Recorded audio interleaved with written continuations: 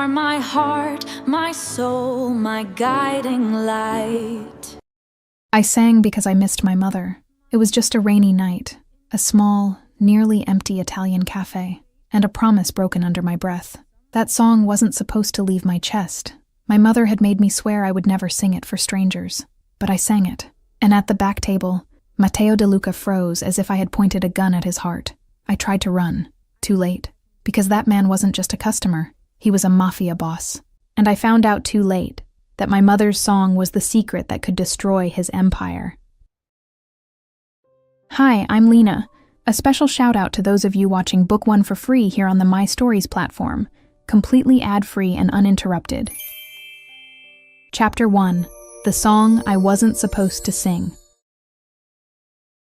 A fine rain was falling over Manhattan with that stubbornness of someone in no hurry to leave. It was a rain without thunder, without wind, without drama, the worst kind, the kind that soaks you slowly and doesn't give the body a decent warning to protect itself. I closed out the register at Mr. Greco's laundromat, counting the coins for the third time, because the first count had been short and the second had been over, and distrusting a round number was an old habit of mine. The crumpled bills smelled of laundry powder and the old steam that drifted out of the machines in the back of the shop, a smell that had clung to my skin after so many shifts I didn't even notice it anymore, except when a stranger wrinkled their nose near me on the subway. "Girl, you count money like you're praying," Mr. Greco grumbled from the other side of the counter, folding a white shirt with the dry patience of someone who had been doing it for 30 years. "If you prayed less and slept more, you'd make fewer mistakes. I sleep enough.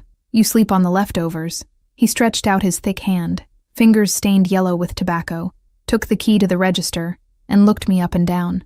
"When's rent due again?" "Yesterday." "Then you don't even sleep on the leftovers. Go on. Get out of here before it starts thundering and I have to put up with you for another hour." I grabbed my coat off the hook, kissed the air near his cheek, and walked out. The bell on the door jingled behind me with that crumpled tin sound I had already memorized. 3 blocks to the building. The rain slipped down my collar, ran along my spine, and I thought about small things to avoid thinking about rent, about the bag of bread that was running out, about the sock with a hole in it that I had forgotten to mend, about the bathroom bulb that had started flickering the night before, which I pretended not to have noticed because replacing a bulb also cost money. Anything that wasn't the fact that, at 24, I still lived in a borrowed room and still didn't have an address that lasted more than 6 months. My mother used to say, that was what freedom looked like. She died before I could answer back. I went up the building stairs 2 at a time to escape the smell of mildew in the hallway. I opened the door to my room, threw the soaked coat over the back of the chair, and the first thing I did, before taking off my shoes, was kneel in front of the old suitcase under the bed. It was worn leather, with buckles that had lost their shine decades ago. Inside, only 3 things: a blue dress I had never worn, Elena Bellucci's notebook of lyrics, and the gold locket. I picked up the locket first. It was cold against my palm, the metal holding that temperature of something that doesn't belong to the world we live in, and I pressed it to my forehead before hanging it around my neck, the way I had been doing since I was 11. Then the notebook. The pages had that yellowing of papers that had survived a lot. I leafed through slowly, without needing to look, because I already knew where every song was by the feel of the fold, by the weight of each piece of paper. There was one marked in red, halfway through the notebook, and I always skipped over it with my thumb without opening it. That night, I stopped on the page before the marked one. I pressed my nose to the paper. It smelled like her. I swore it smelled like her, like the cheap cologne she used to dab on her wrist, and the vanilla soap that lingered in the bathroom for months after the funeral, as if a dead woman could insist on staying by way of scent. The phone rang. "Sienna, sweetheart." Bruno's voice came down the line the way it came into people's lives, without asking permission. "Tell me something. Do you need money?" "Bruno, say yes, because I need a singer tonight. The pianist canceled. The cafe is empty, but I'll pay you up front if you come." I closed the notebook in my palm. "What time?" "In an hour. Come on, girl. Come before the rain gets worse." I hung up without promising anything and stayed sitting on the floor staring at the notebook. Rent was due. Mr. Greco had already grumbled 3 times that week, and his grumbling had a rhythm. On the 4th time came the line about the new girl who could really use a job. I knew the rhythm. I got up. I changed my wet blouse for one that was wet in a different way. I combed my hair with my fingers, because the comb had broken 2 days earlier, and I still hadn't bought another. I put the notebook in my bag. Café Aurora sat on the corner of a street nobody noticed anymore. It had a narrow front, a window fogged on the inside by the steam of the espresso machine, and a sign with the paint peeling off the letter A. Bruno said he was going to repaint it. He had been saying that since I'd known him. When I walked in, he dropped the cloth on the counter and opened his arms before he opened his mouth. The smell of ground beans, melted butter, and old bread warming in the low oven wrapped me in a warm layer the rain outside hadn't allowed until then. I told you it was going to rain. You say it's going to rain every day, Bruno. And I'm right. He pushed a hot latte into my hand before I could protest, and looked me over from head to toe with the face of a man who had already decided to worry. You eating right? Yeah. Liar. He pointed to the stage, 3 low wooden steps against an exposed brick wall. Pick your set list. There's like 5 lost souls in here tonight, so you can do whatever you want. I looked across the room. The rain had emptied the cafe, just like he'd said. At a table by the window, an old couple shared a plate of cookies, and the wife pushed the best piece toward her husband without looking, in an old gesture of someone who loves out of reflex. At a table in the middle, a woman read a book with her glasses on the tip of her nose. And at the back, at the corner table, 3 men in dark suits were talking quietly with a 4th man whose back was to me. The 3 in front had that look of people who size up a room before opening the menu. Eye on the shoulder, shoulder on the watch, watch on the door. Who are they? I asked Bruno quietly. He shrugged a little too fast, and the cloth on his shoulder swayed in a way that answered before his mouth did. Customer. Closes some deals here now and then. Doesn't concern you. I'm not concerned. I'm just asking. Then don't ask. He nudged me toward the stage with his palm against my back. Go sing. The sooner you start, the sooner you get paid. I climbed the 3 steps onto the stage with the notebook pressed tight against my chest. The microphone was old, one of those round ones with the foam half worn away, and there was a wire wrapped around the base with electrical tape in so many colors, it looked like a little girl's bracelet.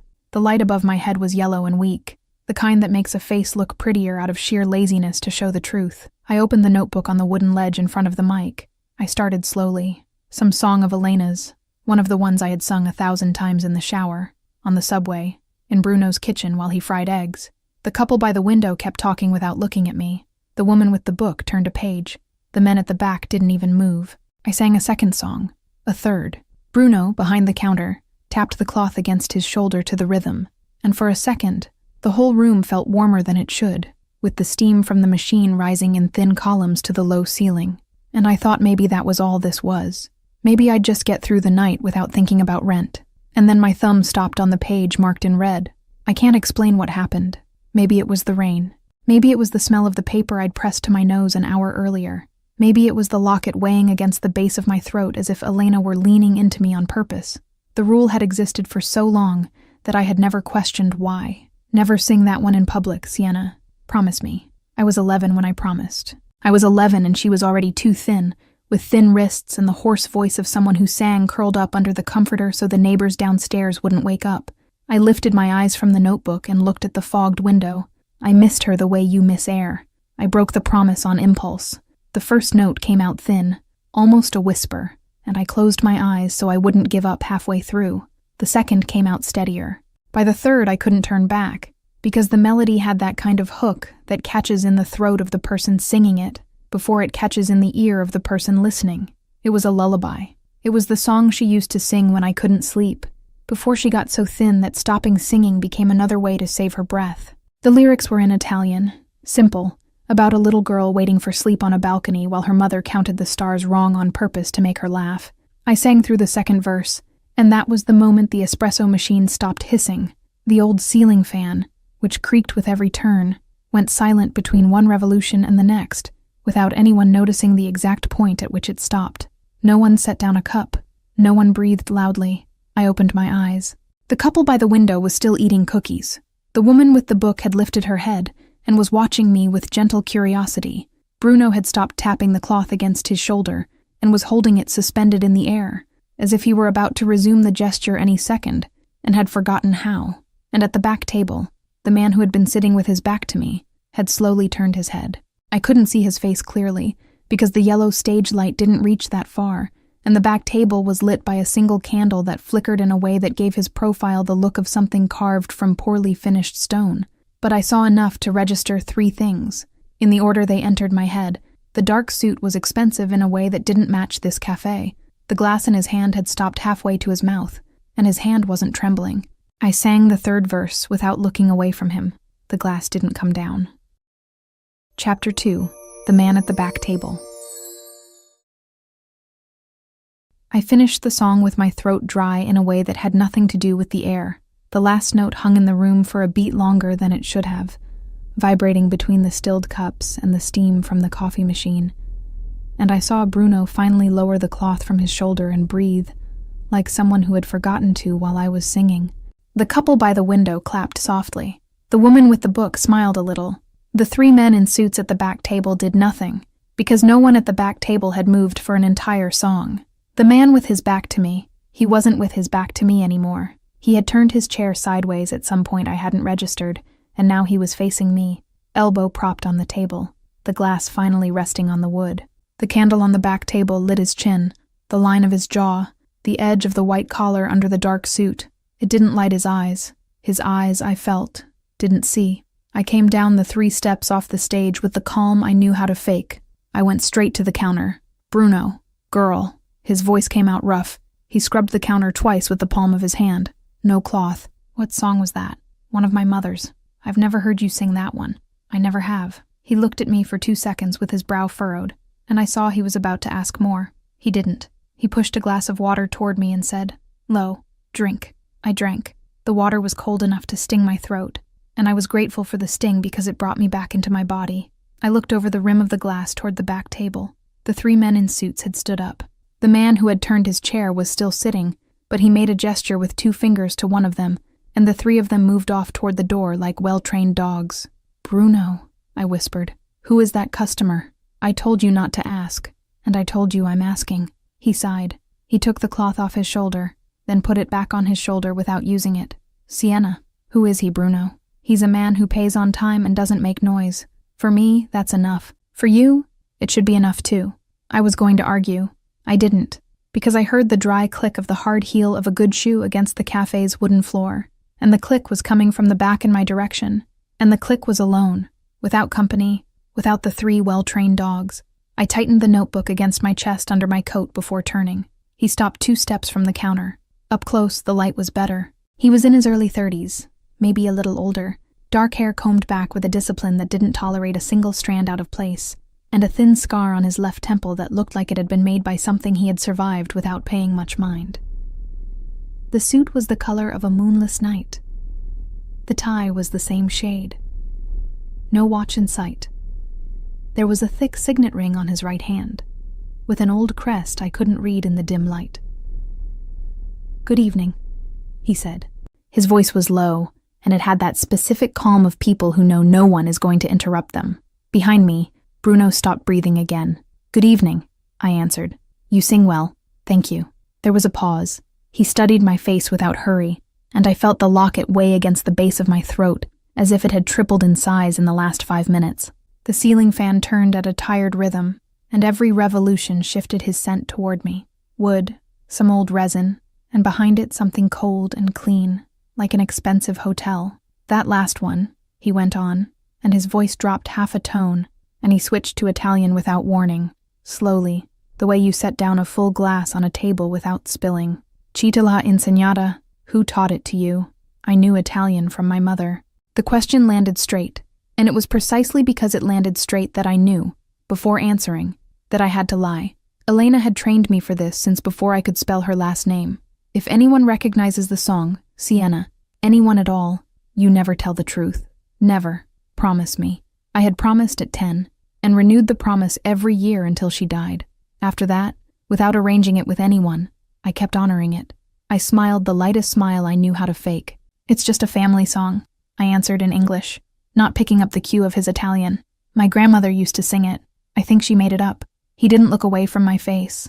I saw, with uncomfortable clarity, the second he knew I was lying. It wasn't anger. It wasn't surprise.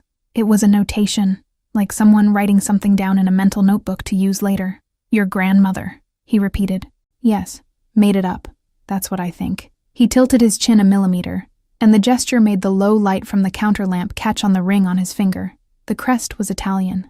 I didn't know how to read crests, but I knew enough to know that one had history, and the history didn't fit in this cafe. "What's your name?" "I work here," I said, instead of answering. Bruno will take your order at any table. Good night. I turned to the side, picked my bag up off the stool, kissed the air near Bruno, and walked out the back door. I didn't run. I walked like someone finishing a shift, because running gives fear a name, and giving fear a name is inviting it to stay. The back door opened onto a wet alley. I went down the side street without looking back. The rain had thinned. The subway was 4 blocks away. I walked the 4 with my heart pounding in my throat, and the notebook pressed against my ribs inside my coat. On the train, I sat by the door. I took the notebook out of my bag with a slightly trembling hand. The red page was in its place. Elena's handwriting, firm, was in its place. Above the lyrics, in the top margin, there was a sentence I had never reread carefully. Never in public. Never for anyone who recognizes it. The pen had bled into the paper at one point, and the point formed a small mark shaped like a drop. I closed the notebook. The next morning, I opened the laundromat at 8:30. Mr. Greco hadn't arrived yet, which was strange, because he always got there before me and pretended he didn't. I turned on the machines, took the padlock off the door, hung up my coat, and started separating the morning drop-off bags. The smell of laundry powder and damp fabric rose into the room the way it did every morning, and I clung to it the way you cling to something familiar. The bell rang at 9:17. I know because I looked at the clock. A man walked in. Gray suit, not dark, with a cut that cost more than the whole place. He wasn't carrying laundry. He didn't have a ticket. He stopped in the middle of the shop, looked at the machines, looked at the counter, looked at me for exactly 2 seconds, and walked out without saying anything. I kept my hand inside an unfamiliar laundry bag for a full minute after the bell rang again on his way out. In the afternoon, he came back. The same suit, the same silence. This time he stayed a little longer near the window, and I, behind the counter, pretended to organize tickets that were already organized. Mr. Greco came out of the back room with a bag of coins, looked at the man, looked at me, and stopped. "Help?" Greco growled in the direction of the gray suit. The man smiled without any warmth, opened the door, and left. Greco waited for the bell to settle before he spoke. "That guy came in here this morning, too?" "He did." He scratched his tobacco-yellowed chin. "Girl, if I didn't know you, I'd ask what kind of trouble you got yourself into. Since I know you, I won't ask. But lock your door tonight." He handed me the bag of coins and went back to the rear without waiting for an answer. And the way he didn't wait for an answer was exactly the kind of thing that kept me awake at night. The next day, after work, I went back to my room with bread and 2 eggs. I went up the stairs the usual way, counting the steps out of habit. There were 14, always 14, and the 7th one creaked. I put the key in the lock. The door pushed inward before I turned the key. I stayed still with my hand on the knob for just 1 second. I pushed it open slowly. The hallway light came in ahead of me. The room was the way I had left it almost. The bed made, the leather suitcase under the bed, in place, the coat over the back of the chair, the notebook. I had left the notebook on the table, closed, with the locket on top of it. The notebook was on the table. It was closed. But the locket was beside it, not on top, and the notebook was turned 0.5 centimeter more to the left than I would ever have left it. Whoever had rifled through it hadn't taken anything. Whoever had rifled through it wanted me to know. I went back down the stairs, returned to the street, and walked straight to the Aurora without thinking about what I would say to Bruno before I got there. When I walked in, he was behind the counter with the towel over his shoulder. He raised his eyes to me and stopped scrubbing the glass mid-gesture. "Bruno, girl, has anyone asked about me here?" He scrubbed the glass once more, then once more, and dropped the glass in the sink without finishing. "Sienna, Bruno, has anyone asked about me?" He sighed. He took the towel off his shoulder, folded it in 4, set it on the counter. "Yesterday afternoon, a man in a suit, not the one from the other night, a different one. He left a card." Saying what? Nothing. He reached into his apron pocket and took out a white card, thick, with the expensive texture of paper that doesn't need a logo to impose itself. No name, just a number. I took the card. The paper was heavy between my fingers, a weight that didn't exist in ordinary stationery. The number was printed in matte black in the middle, with nothing around it. "Why didn't you call me?" I asked. "Because I was going to give it to you today, and you showed up today." He leaned over the counter, lowered his voice. "Sienna, that customer from the other night came back yesterday, sat at the same table, ordered black coffee, stayed an hour." I pressed the card between my thumb and index finger. "Bruno, who is he?" "I told you, girl. He's a man who pays on time. Bruno." He looked at me. His eyes were tired in a way I had never seen, and under the tiredness was something I recognized without wanting to. It was fear. He's the kind of man you don't call. Don't answer. Don't respond to. Throw that card away. Come back tomorrow. Sing. Go to sleep. Forget. I tucked the card into my coat pocket. I left the Aurora with the locket tapping my collarbone with every step. The rain had come back, fine, and the street was wet in a way that doubled the yellow light from the street lamps on the asphalt. 4 blocks to the subway. I knew the way with my eyes closed. I didn't make it to the corner. Pulled up to the curb. On the other side of the street was a black car, big, the kind that looks carved out of a single stone. The windows were tinted, all of them, except the driver's, which was rolled down 3 fingers worth to let air in. The driver was looking straight ahead. The back door opened by itself. I didn't see who opened it, because the interior light didn't come on. Someone had disabled it on purpose. I just saw the gap, and I heard what came from it. A low voice, from inside the car, said my name in Italian. He said it slowly, with the same calm that had pushed the air out of the cafe one night earlier. It was the voice of the man at the back table. Chapter 3. 3 Conditions. The rain had stopped, but the sidewalk was still giving off the smell of wet asphalt when I walked out of the laundromat that night.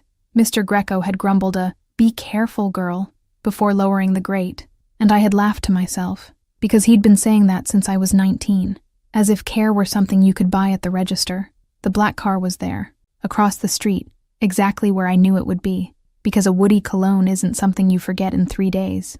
The light from the street lamp caught the hood in a matte sheen, and the steam rising from the manhole beside it gave the scene a movie texture I hadn't asked to walk into. He was leaning against the driver's door, the collar of his overcoat turned up, hands in his pockets. No visible security, no theater, just him, and the expensive silence of that kind of clothing. "Miss Bellucci." The low voice crossed the street as if the street weren't there. "We need to talk." I stopped on the curb. I hadn't given him my last name. He noticed immediately. "It wasn't hard to find out," he said. Before I could ask, I could have run. I knew 3 alleys from that corner, and the subway was a block away. Instead, I crossed. Not because I trusted him. I crossed because I understood, in that second, that running was what he expected, and I was already tired of doing what men in suits expected.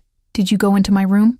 "No, but you know who did." He held my gaze for a fraction of a second longer than necessary. "I know enough to make sure it doesn't happen again." He opened the back door of the car with a short gesture. "Get in. We're going somewhere where you'll stay standing until we sort this out." I don't get into the car of a man who hasn't given me his name.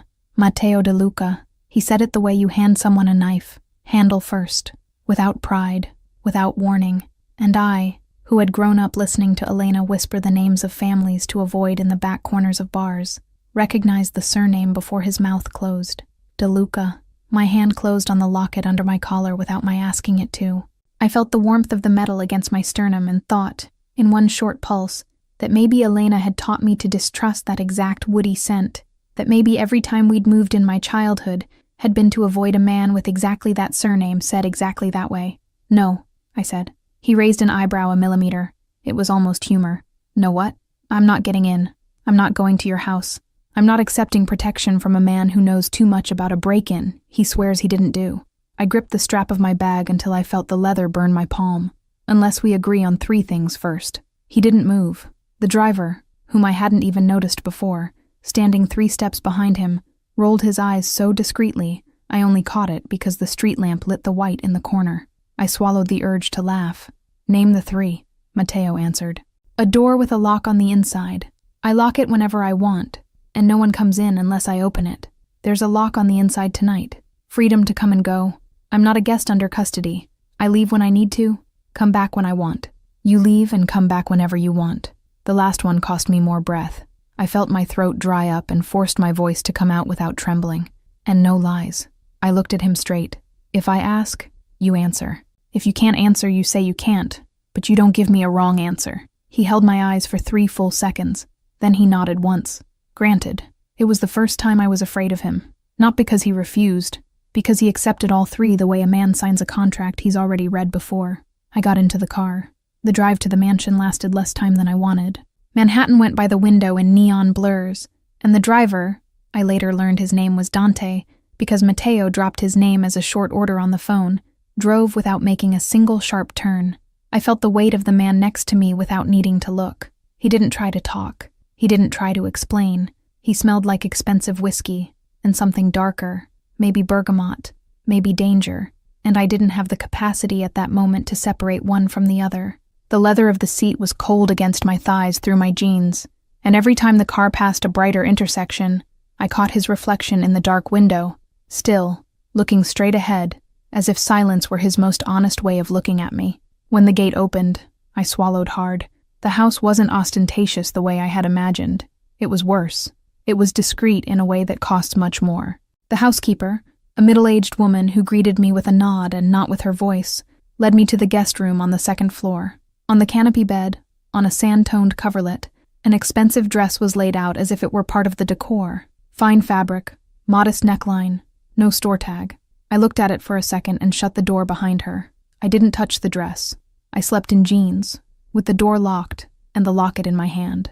The next morning, I came down in the same wrinkled clothes from the night before, hair pulled back any old way, no makeup.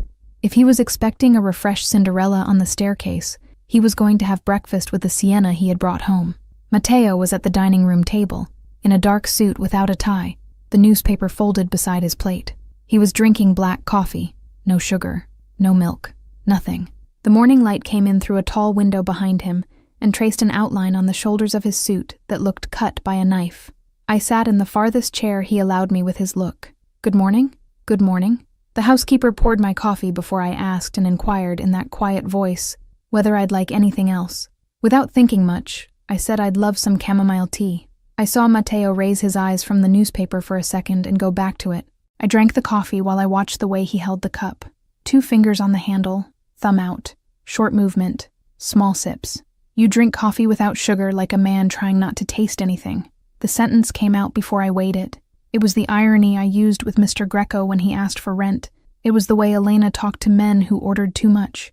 I wasn't expecting an answer. He didn't answer. He folded the newspaper slowly, carefully, the way you close a book in the middle. He looked at the housekeeper, just looked, and she left without him saying a word. She came back 3 minutes later with a steaming cup in front of me. Chamomile tea. I hadn't mentioned chamomile to her. I had mentioned it to Matteo, in the car, when he asked if I wanted to stop somewhere. I'd said I just wanted chamomile tea and to sleep. He had answered, "We have it at the house." And I had laughed to myself, thinking it was just a turn of phrase. I looked at the cup. I looked at him. Steam rose between us in a thin line, and for a second, the sweet scent of chamomile felt out of place in that room of dark wood, heavy silverware, and old silence. He turned the page of the newspaper. "Thank you," I said carefully. "Nothing to thank me for." I drank the tea in silence. Inside, I was processing. That wasn't kindness. That was strategy. A man who memorizes details about you on the first day is a man measuring the best way to lower your guard. I knew. Elena had taught me. I wasn't going to forget just because the chamomile was at the right temperature. That night there was a dinner. Bigger table. 2 guests. The candles had been lit in 3 candlesticks along the center of the table, and the light made everything look older than it was. The veteran capo arrived first. A man in his 50s. Broad shoulders. A thin scar cutting through his left eyebrow. He greeted Matteo with mechanical respect, and greeted me with a look that lingered half a second longer than courtesy allows. The second guest was introduced as Vittorio Moretti, uncle of the family, and he had the kind of sweetness I had already learned to fear. White hair, trimmed close, slow smile, thin hands. When he greeted me, he held my hand 2 seconds longer than necessary. His skin was dry, cold at the fingertips, and I had to force myself not to pull my hand back at once. Out of the corner of my eye, I saw Matteo set his glass on the table a second earlier than was natural. "So this is the young lady who sings," Vittorio said softly. "Bruno told me about the voice. He didn't exaggerate. Do you go to the Aurora?" "Now and then. I'm too old for everything except good music." He smiled in a way that felt paternal. "And your mother? Did she sing too?" The question came in the middle of dinner, between the second course and the third, and I swallowed slowly before answering. "She did." "Did she leave anything written down?" The smile stayed in place. "A notebook? Sheet music?" Singers like to leave what they wrote. I felt Matteo's hand stop with the fork halfway to his plate. It was almost imperceptible. Almost. "A few lyrics," I answered, with the most neutral smile I could manage. "Nothing worth anything." Everything a mother leaves is worth something. Vittorio went back to his plate. I went back to mine. Matteo resumed eating with the exact same calm as before, but I saw, out of the corner of my eye, that he had logged the question as if he had jotted it down somewhere behind his eyes. It was the veteran capo who ruined the rest of the night. He waited for coffee to be served before turning his chair half a degree toward Matteo and saying, in the clear voice of a man speaking at a meeting, "Matteo, with all due respect, bringing a stranger into the house, without a family name we know, at a time like this, is a decision that calls for an explanation." Vittorio cut a piece of bread, pretending not to listen. I sat still, my fingers firm around the cup so as not to betray that they had stiffened. It took Matteo 3 seconds to answer. He didn't raise his voice. He didn't set down his silverware hard. He looked at the capo, the way you look at someone before removing him from the table forever. "Miss Bellucci is my guest." His voice came out low, flat, no crack. "And you are confusing your chair with mine." The capo didn't answer. He swallowed, nodded, went back to his coffee. He didn't lift his eyes from his plate for the rest of dinner. Vittorio smiled at me, as if nothing had happened, and asked for a little more wine. I went up to my room before dessert. I locked the door from the inside. I pressed my forehead to the cold wood and breathed, until my heart went back to a normal person's rhythm. For the first time since I had entered that house, I thought maybe Matteo De Luca wasn't exactly the man I had sketched in my head. I thought that, and pushed the thought away, the same way you brush an insect off your skin before knowing whether it bites. The next morning, when I came back from the bathroom with the towel on my hair, I stopped at the door of my room. The lock was different, a reinforced cylinder model, 2 extra pins, exactly the same model I had mentioned out loud in the car when he asked what kind of lock would let me sleep. It hadn't been there the night before. It had been swapped while I slept, without noise, without warning, without a bill. I closed the door, locked it, unlocked it, locked it again. The click of the cylinder was short, dry, satisfied. It worked perfectly. I sat on the edge of the bed with the new key in my palm. The metal still had that thin workshop smell of oil and freshly cut brass. For a second, I almost felt something like relief. Right after, I remembered. He meets the 3 conditions to the letter because he needs what I know, not because he cares. The lock is an investment, not a kindness.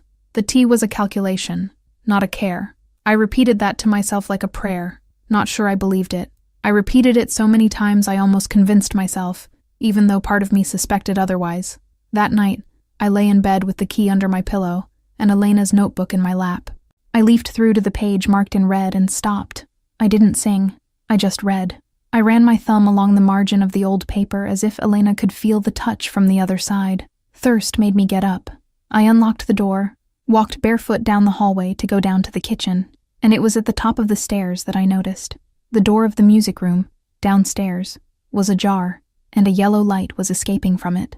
The stairwell carried the sound up unfiltered, and that's why I heard it. Notes played slowly, one, by fingers that missed the interval and went back. Missed again, went back. It was the lullaby. It was Elena's song, and the one trying to reproduce it, with the wrong fingers, on the piano in the De Luca house at 3 a.m, was the man who had sworn to me he wouldn't lie. Chapter 4. The Piano at Midnight. I went down the stairs barefoot, the new key still in my hand. The house, at that hour, had a different silence from the silence of my rented room. It was an expensive silence, of thick carpet and good wood, that muffled footsteps, but not breathing. The light came in faintly through the gap in the music room door at the end of the hall, and the notes kept coming. 2 right, 1 wrong, pause, 2 right, 1 wrong, pause. I knew where he went wrong. I had known for so many years that my body finished the measure without asking permission from my brain. The song lived in a place in me that didn't depend on active memory. It lived in my bones, in the way I breathed before the highest note, in the small hesitation Elena made in the 3rd measure that I had, without meaning to, learned to imitate when I began to sing to myself in the dark of my own room. I stopped at the half-open door before pushing it. Matteo was sitting at the black grand piano, on the edge of the bench, his suit without the jacket, sleeves rolled up to his elbows. The lamp beside the music stand cast half his face in light, and the other half in shadow. There was no sheet music open. There were just his hands on the keys, and his hands didn't look like the hands of a don there. They looked like the hands of a 7-year-old boy trying to remember something he wasn't supposed to have forgotten. There was a glass of whiskey on top of the closed lid of the piano, untouched, the ice already melted into a puddle around the base. The smell of the spirit mixed with the waxed wood of the instrument, and something very subtle that came from him. The dark cologne he wore, more discreet now, worn out by the whole day. He missed again. He hit the same wrong note 3 times in a row, harder each time, as if the piano were the one at fault. I pushed the door open. He didn't startle. He lifted his eyes slowly, saw it was me, and for a second, I saw his face without a mask. It was quick. It went back into place before I could decide what I had seen. "You don't sleep," I said. "Neither do you." I crossed the rug and sat on the other end of the bench. I didn't touch him. We were 3 hand widths apart, with the piano between us like a border neither of us knew exactly how to cross. I felt the heat of his arm at that distance. It was a dry heat, of a man who sleeps little and drinks too much coffee, and it took up the skin of my whole forearm as if he had touched me. "That's not how it goes," I said. "I know. It's a half step higher. Here." I brought my hand to the keyboard and played the 3 notes he kept missing. F, G, a flat. The rest comes before the A, not after. He watched my fingers. I saw the corner of his mouth twitch a fraction, registering something that wasn't a smile. He played it again. He got it right. "Again?" I asked. He played again. He got it right. We played the entire verse of the lullaby together. His hand took the lower notes. Mine completed the higher ones. We didn't look at each other. We looked at the keyboard, and the keyboard was the only thing in that room that could hold the weight of what was happening in it. His fingers were long, with a thin scar at the knuckle of his left index finger that I hadn't seen before, and they moved with a care that didn't match anything I knew about who he was outside that room. When the last note died in the air, he didn't take his hands off the keys. "She ran away when I was 7, he said quietly. It was the last thing she sang before she went. I stood at the bedroom door. I didn't say anything. I had learned from Elena that there's a difference between silence and absence, and that men who carry vanished mothers usually need the first, not the second. "I looked for the whole melody my entire life," he went on records, with teachers, with women. I never found it. I'd sing only pieces, miss the rest, forget, come back. I thought I'd invented what was missing. "You didn't invent it." "No." He looked at me. "Who taught you?" The question came without the weight of an interrogation this time. It came as a boy's question. "My mother," I answered. "Elena." He didn't say anything, but I saw in the line of his jaw something harden and then settle back into place. It was so fast I thought I had imagined it. The muscle in his jaw clenched once, then released, and his right hand came down off the key into his lap, in a gesture meant to look like rest, but wasn't. "Have you ever heard the name Bellucci before?" "No." His thumb stayed half a second too long over the middle key before letting go. He covered it with a clean change of subject. "You play better than I do. It's not hard." I got up from the bench. I needed to get out of there before he saw what that night had done to me. "Good night." I went up the stairs with controlled hurry. In the hallway, I passed the door of the study, which was ajar. I glanced in without meaning to. The desk lamp was on, and the bottom drawer of the cabinet on the right had a brown folder half pulled out of the color. Matteo appeared behind me, coming from the music room. I heard his step on the carpet, and he reached out for the doorknob of the study, closed the drawer with his knee in a gesture meant to look casual, and locked the study door behind him. The sound of the bolt was firmer than it needed to be. A Don's natural reserve, I thought. Every house that size has a locked drawer. I kept walking. I locked my bedroom. I pressed my forehead against the pillow and didn't sleep. For the first time in a long time, it wasn't fear that kept me awake. It was the other thing. The next morning, I found Matteo on the veranda. The Manhattan sky was the color of washed steel, fresh but without rain, and he was drinking his usual black coffee at an iron table overlooking the garden. The wind stirred the leaves of the magnolia planted near the railing, and the distant sound of a church bell came muffled through the blocks. On the table, a pitcher of juice, a basket of bread I knew he wouldn't touch, and the newspaper folded in half with the crease exactly in its usual place. I took the locket off my neck. I sat in front of him and put the open locket on the table, between his cup and mine. "Look." He looked. The picture was small. 2 young women, embracing shoulder to shoulder in some piazza in Sicily. On the left, Elena. I recognized the eyebrow I inherited.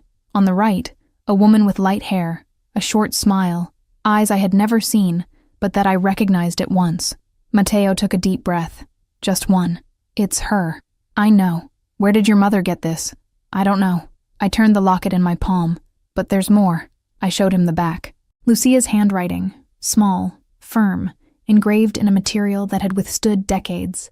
Elena, if I don't survive, protect my son from his family. He read it twice. He didn't speak. He kept looking at the sentence as if, by reading it again, the sentence might move.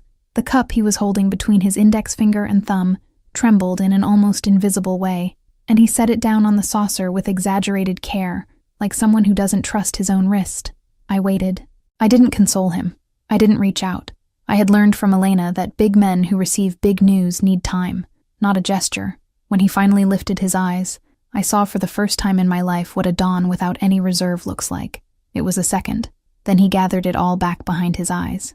I want to know, I said, before he spoke. Everything you know about Lucia's disappearance. Everything. No half-truths. I don't need protection.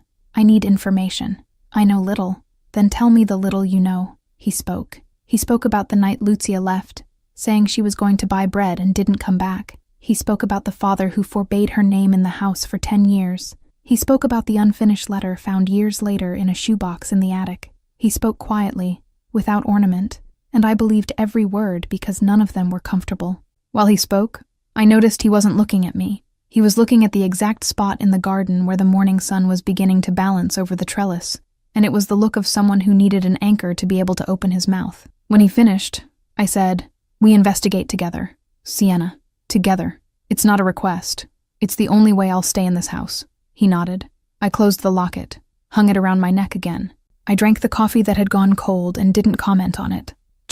2 weeks later. The 2 weeks had passed with the strangeness of two people learning to share a silence without sharing a bed. Matteo let me go to the Aurora at night because it was a condition.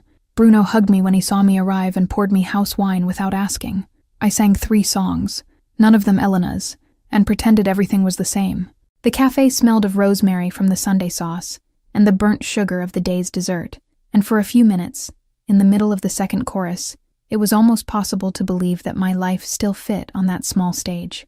On the way out, on the corner where the street lamp always flickered, a car cut me off. It was fast. The shooter's sedan came from the right, braked diagonally, stopped half a hand's width from my bumper. I was in the driver's seat of the small car Matteo had left me with the week before, after I'd complained that taking the subway at 1 a.m. was getting ridiculous, and my body understood before my brain did. I tossed the notebook under the seat, killed the engine, opened the passenger door on the other side, and ran out down the alley. I knew that alley. I had lived 3 blocks from there at 17, in a room worse than my current one, and I had learned to cut behind the grocery store's loading area to get to the subway faster. The shooter got out of the sedan.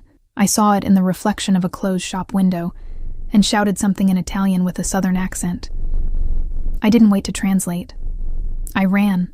The wet asphalt from the afternoon rain gave back the sound of my boots in a short echo, and I remembered, without meaning to, in which stretch of wall there was a flaw in the brickwork you could squeeze through. When I turned the second corner, I stopped behind a dumpster and pulled the phone out of my pocket. "Black 4-door car, sedan. No visible plate," I said before he even said hello. Shooter got out of the back seat, white, tall, thick ring on the pinky of his right hand. Southern accent, Calabrian maybe. He smelled like pipe tobacco, not cigarette. "Where are you?" "Alley behind the market, behind the green dumpster. Don't move. 2 minutes." It was 1:40. Dante arrived, driving the black car the wrong way down the alley, stopped beside me, and Matteo got out before the car was still. He didn't hug me. He looked at me for 2 seconds, checked that I was in one piece, and opened the back door. It was in those 2 seconds that I saw something in him he wouldn't let me see later. A raw relief, without a name, that lasted exactly the length of one breath. "Get in." I got in. He got in after me. The car took off. "Ring on the pinky right hand," he repeated. "Are you sure?" "I'm sure." "Calabria?" "Could be. I couldn't swear to the city. I just know it wasn't the Italian my mother spoke." He looked at Dante in the rearview mirror. Dante nodded. "It's the capo from the port," Matteo said, more to himself than to me. He was the one at my table that night.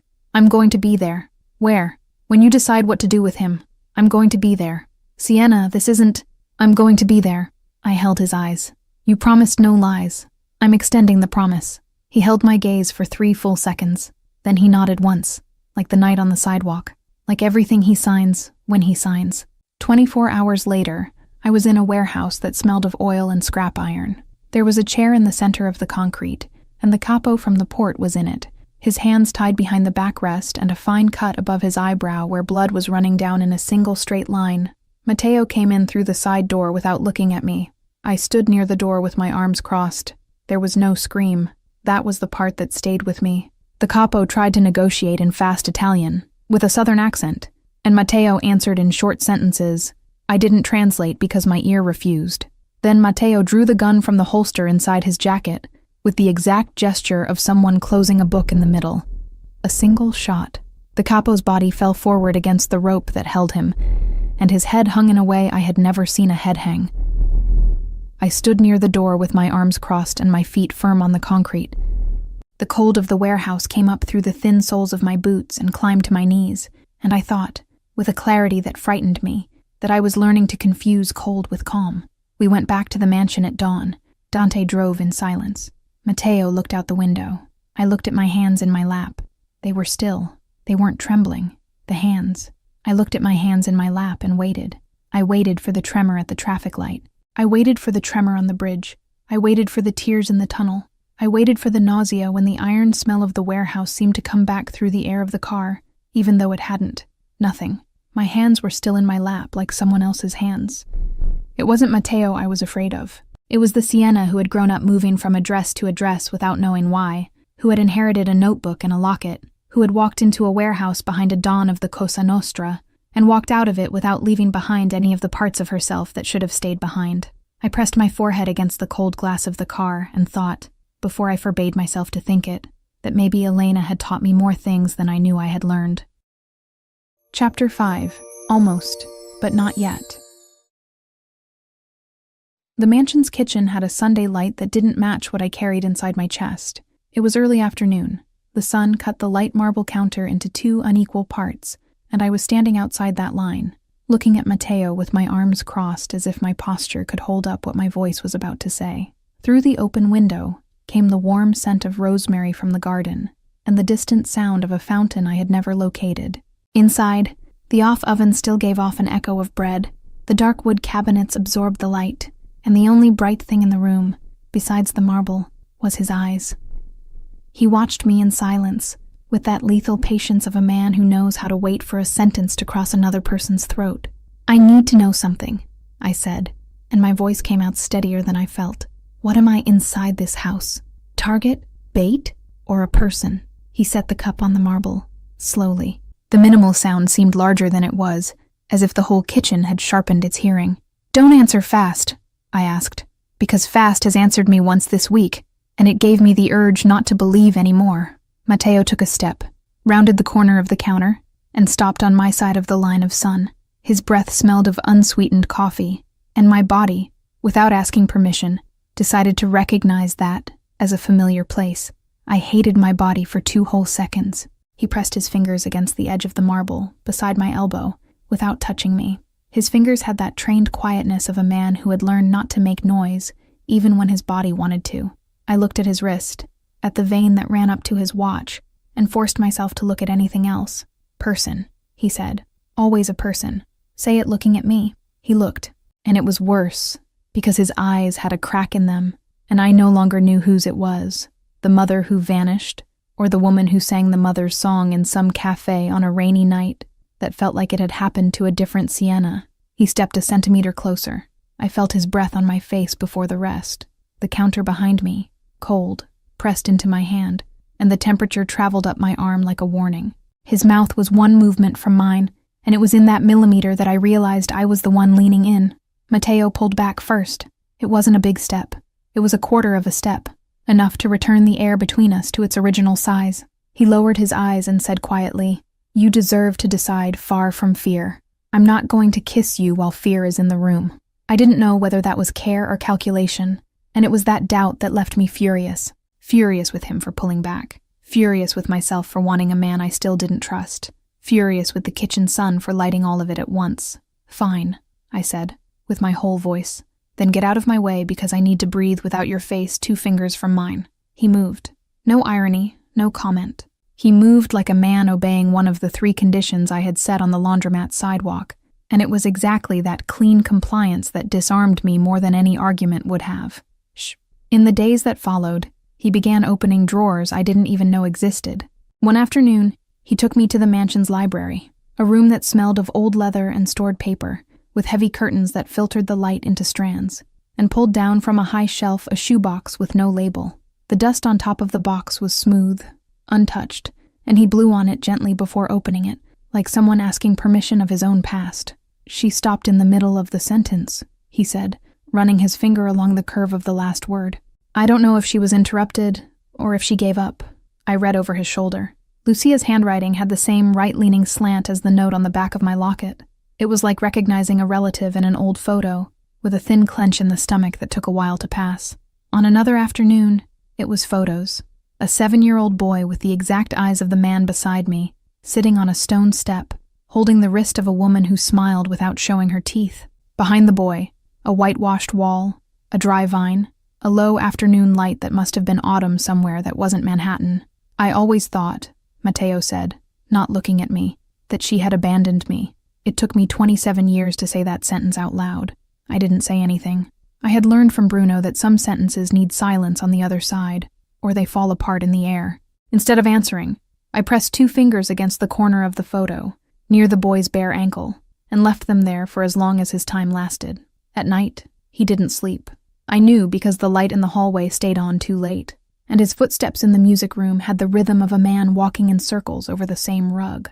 On one of those nights, I dragged the reading chair from my bedroom and sat in his doorway, without going in, with my robe closed up to my neck, and my bare feet tucked up on the cushion. "May I?" I asked. He was lying on his back, dressed, shoes on the floor, eyes open at the ceiling. He nodded once. I sang, not his song, not Lucia's song. I sang some silly thing Elena had taught me to fall asleep when I had a fever, a 6-note melody that didn't say anything and could therefore say everything. I sang quietly, without touching him, without going any further in than the chair had already gone. On the 4th verse, his eyes closed. On the 7th, his breathing dropped in pitch. I sang to the end, and then sang it again from the beginning, lower, and when I noticed he was asleep, I stayed a little longer just to make sure he wouldn't wake up alone in the middle. His chest rose and fell to a slow beat, and I counted 3 full breaths before letting myself breathe deeply too.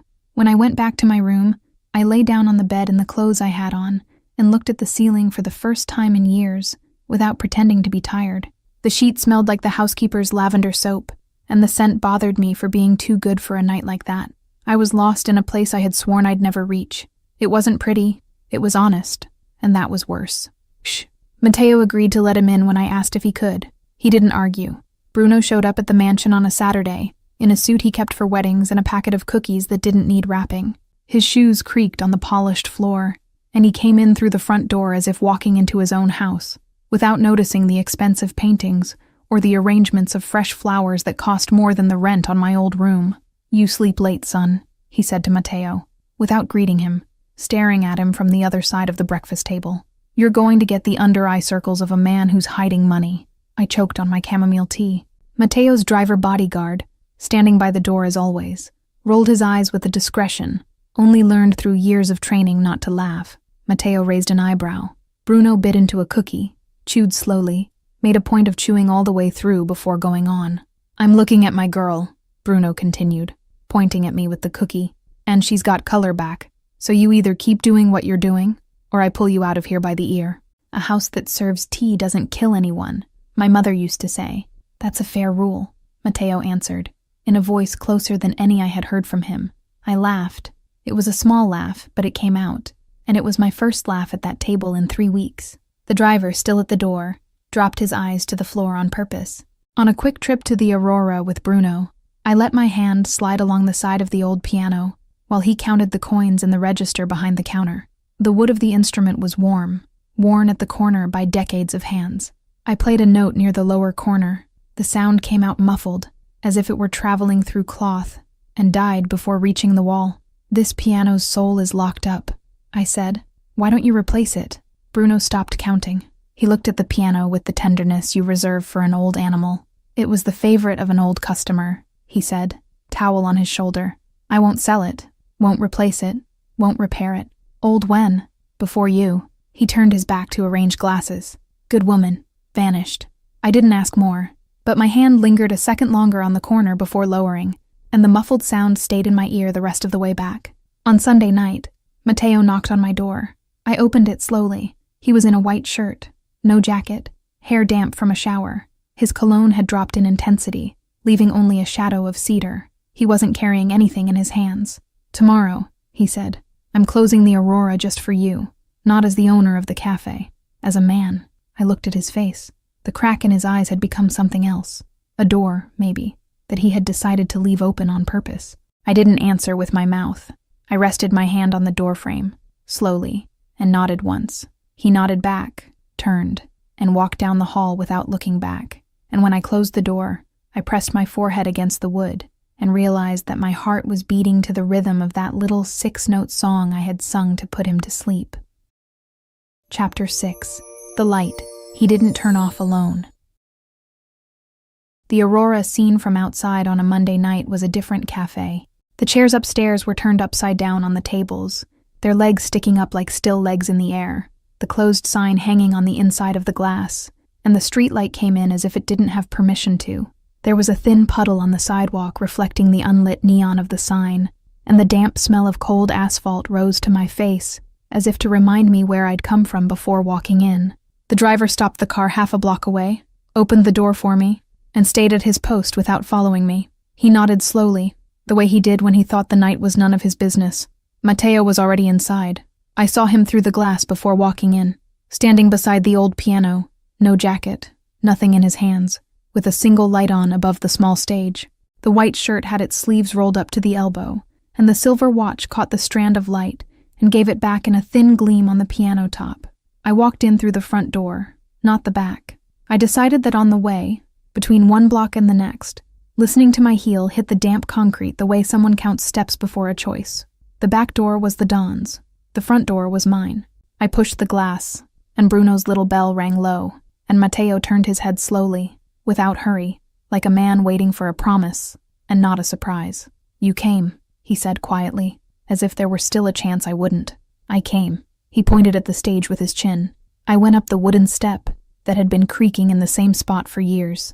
The microphone was off, with the cable wrapped around the stand in a careful way that wasn't Bruno's. He wanted it then, without amplification. I understood without needing to ask. "Sing," he said. "My mother's. One more time. For me." I looked at him, and for the first time in all the times I had sung that song, I didn't sing it for Elena. I sang it for the man standing beside the piano, hand resting on the closed lid, not moving. I sang slowly, without ornament, without hiding. My voice rose through the empty room and seemed to find every wall as if recognizing a room from childhood. He didn't freeze. He crossed the room on the third verse. He climbed the 2 steps onto the stage on the 5th. He stopped in front of me on the 7th, close enough that I could smell the cedar and new leather on the collar of his shirt. And when I finished the last note, his hand took mine. His palm was warm, warmer than I expected on a night that cold, and the calluses on his index finger pressed against my wrist like a question. "I know a lot of things now that I didn't know the night you sang," he said, in a voice lower than usual. "I know that your mother kept a promise for mine. I know that the 2 of them tried to protect children from the same family. I know there are people in this city who would rather that song die with you the way it died with them." He pressed my fingers a millimeter harder. A millimeter was his unit for things he didn't say out loud. "You won't be silenced," he went on. "You won't be sold. You won't be erased. I swear it on the name I inherited, and the name I haven't yet chosen." I didn't cry. I wanted to, but my body understood before me that this wasn't the moment to spend a tear. This was the moment to listen to every word of his with an open memory, because men of that kind promised little, and when they promised, it was to be written down. "What exactly are you promising me?" I asked quietly, "because promises from men like you usually come with fine print." He smiled out of the corner of his mouth. It was a short smile, almost imperceptible, and it vanished before I could return it. "What am I promising?" he repeated, slowly, as if testing his own sentence. "That I'm going to burn whatever needs to be burned inside my own house before I let anyone touch you. That I'm going to tell you what I find, even what hurts. That I'm not going to keep your life in a drawer." The last sentence landed in my chest as if it already knew me. I thought, for a quick second, that it was too specific a sentence for a man who only spoke in averages. Drawer was a word from someone who had one. Drawer was a word from someone who had already locked something inside one. I let the thought pass like a draft of air. I noted it without understanding, the same way you note an address before knowing why it matters. But his hand was on mine, and the single light was above the two of us. And the song was still floating in the room like dust in the light, caught in the upside-down cups on the counter and the inverted glasses on the shelf behind the bar. I pressed my forehead against his. His skin was warm, with a faint scent of dried mint, and his pulse beat under my thumb 3 times before I spoke. "I'm choosing to stay," I whispered. He closed his eyes for 2 full seconds, like a man receiving a sentence he had expected to go the other way. His lashes trembled once. It was the most fragile thing I had ever seen on that face. He kissed me once, just once. Standing beside the piano, with his hand on my face and my hand on his chest, feeling the heart of a man who wasn't pretending. The kiss was slower than I expected. It wasn't a conquest. It was a confirmation. He didn't take his hand off my face right away. He kept his forehead against mine longer than he should have, breathing against my mouth, and I felt his thumb come down slowly along the line of my jaw to the nape of my neck, hold there firmly, like a man deciding not to let go before the time. I closed my eyes. He smelled of cedar and dried mint, and his heart kept beating under my hand as if the confirmation were still happening. Then he walked to the stage, switched off the light with his finger, came back, took my hand without saying anything, and walked me to the door. He turned the key from the inside. The click of the lock in the silence of the cafe sounded like an answer to a question I hadn't even finished asking. Shh. Morning reached the master bedroom of the mansion before I did. It was the first time I had woken up in that bed, and the light already knew the way. It came through the gap in the curtain, crossed the Persian rug in burgundy tones, climbed the natural linen sheet, and settled slowly against my back, as if asking permission to stay. I was wearing his white shirt, long sleeves, buttons open at the collar, the smell of a man's soap, and of a whole night. I turned my head without fully opening my eyes. Matteo was awake, on his side, propped on his elbow, watching me breathe like a man who still couldn't believe it. His hair was rumpled in a way I had never seen, and the shadow of his unshaved beard darkened his jaw. "How long have you been there?" I asked, my voice still asleep. "A little while," he said. "Enough. Enough for what?" He took a while to answer. His finger traced a slow line on my shoulder, over the fabric of the shirt, without hurrying to get anywhere. Then he ran his thumb along the sleeve I was wearing, folded it back with care, 1 turn only, the way I had never asked. To understand what I didn't understand. I didn't ask him to explain. Some of his sentences came with their own handle, and I was learning to use it. We got up without hurry. He put on dark trousers and stayed bare-chested, and the scar on his temple that I had already memorized was now doubled in the morning light by a thin line over the collarbone I hadn't yet seen. I went out onto the veranda in his shirt, barefoot, because the dark wood floor was warm and the morning was still ours, and no one had a scheduled arrival. The veranda overlooked a garden I hadn't really seen before. There was an old lemon tree in the corner, with small, still green fruit, and a gray stone bench with moss along the edges. The birds were making the discreet kind of noise that goes with a breakfast without urgent topics. The housekeeper appeared with the tray before I asked. Chamomile tea for me, black coffee with no sugar for him, warm bread, cheese, fig jam from Sicily in a little glass jar with a cork stopper. She set everything on the white painted iron table and stepped away without a sound, as if she had known for weeks that this breakfast would happen.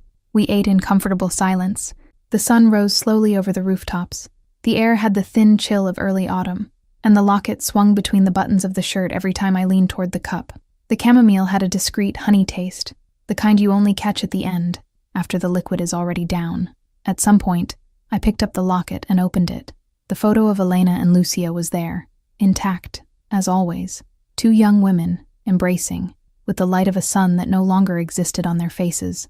2 women who probably never knew that one day a daughter and a son would have breakfast at the same table, with a tray between them and a locket open on a palm sticky with jam. I tucked the locket into the pocket of his shirt. I pressed the fabric with my hand, slowly, feeling the relief of the clasp through the cotton. And it was at that second, exactly that one, that I had a quick thought. It was about his eyes the night before, when I said Elena's name in some sentence between the verses of what he promised me. Something in his eyes had slipped out for half a second and closed back too fast. It wasn't a lie. It wasn't calculation. It was something else. Something that didn't yet have a name inside him. Something he maybe didn't even know I had seen. I thought about asking. I looked at Matteo. His cup was halfway to his mouth. He was looking at the garden. and the morning light hit his face in a way that took off decades, without the weight of the jacket, without the weight of the house, without the weight of the name. He looked for an instant like the 7-year-old boy who had lost a mother and had never found another. For the first time in 24 years, I wasn't alone on a veranda. I pushed the thought aside. For the first time in my life, I was at peace. We were together. We were fine. The tea was still warm. The bread was still warm, and his hand appeared over mine on the iron table without warning, closing my fingers with the delicacy of a man who had learned late to touch fragile things. I chose to believe it. He owes me a truth, I thought, my hand still closed over the locket inside the pocket of his shirt, but not today. Lena here. That wraps up book 1, and I've already finished book 2. You can get access to it for a really small fee. 3 months after the night I chose to stay, I woke up wearing his white shirt, my mother's locket still warm against my chest, and his body pressed to mine as if it would never let go. Mateo was sleeping peacefully, slow breathing, heavy arm over my waist, the same man who, every morning, served me chamomile tea and kissed the nape of my neck as if I were the only good thing he had ever done in his life. I believed it. I believed it so much that I lowered every guard I had, until the night I opened the drawer he always kept locked. Inside, the order of execution for my mother, and, stapled on top, a recent piece of paper, in his handwriting, "Keep Sienna close. Use emotional attachment as damage containment. Every kiss, every, I'll protect you." Every night he took me slowly, looking into my eyes. All of it had been calculated. I wasn't his love. I was a piece in a game, and the worst was reading what was written on the last line. I got out of bed with my legs trembling, my heart bleeding in my chest, and I understood the cruelest truth of that mansion. Running from Matteo De Luca would be dangerous. But staying could destroy me forever. Because the worst prison isn't the cell he locks you in. It's the warm embrace you accept when you fall in love with the man sharpening the knife at your back. Like I said, that was just a taste of book 2. To watch it uncensored, just click on the first link here in the pinned comment. I'll see you on the other side in a few seconds. Remember, just click on the first link down here in the comments, and book 2 complete, no ads, no interruptions, will already be available for you. It's very simple. Book 2 is something I'm loving making. You're loving it too, so I promise there will be more. It's where you find increasingly spicy stories, a true dark romance. And precisely because this version is getting more and more heated, the video isn't well accepted publicly on YouTube. This closed environment is where I can actually share my essence and where I feel free to do my best work for you. More news coming soon. I'll be waiting for you on the other side. Congratulations! Your purchase has been confirmed, and you now have full access to books 1 and 2 of all our stories, completely ad-free and uninterrupted. Everything is available on the My Stories platform, from Mafia romance and billionaire romance to our spicier tales. This content is ready for you now, with new episodes added daily. Access is simple. Just log in using the same email address you used for your purchase. A confirmation has also been sent to that same email. The My Stories platform is very simple and intuitive. Each image represents a story. If it has a book 2, just click and press play. Everything is already unlocked for you. You can also rate each story, leave a like, and write a comment. Your feedback will be visible to all our other subscribers. This is our romance universe, so please feel free to interact. From this moment on, this is officially your home for romance stories.